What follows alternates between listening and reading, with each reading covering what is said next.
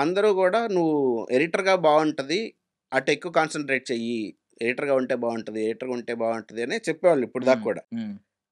నేనింకెప్పుడు విననేమో అనుకున్నది యాక్చువల్‌గా నాకు మీరాయి వినిపించింది. హ్మ్.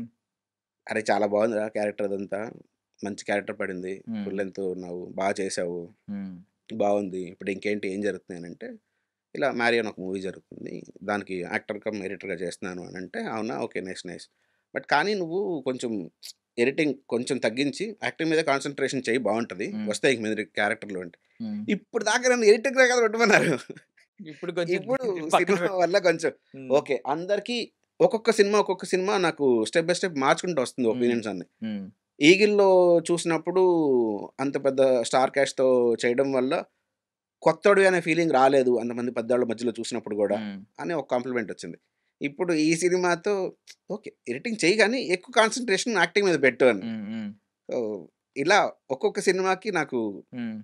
Step by step better compliments వస్తూ ఉన్నాయి. హ్మ్.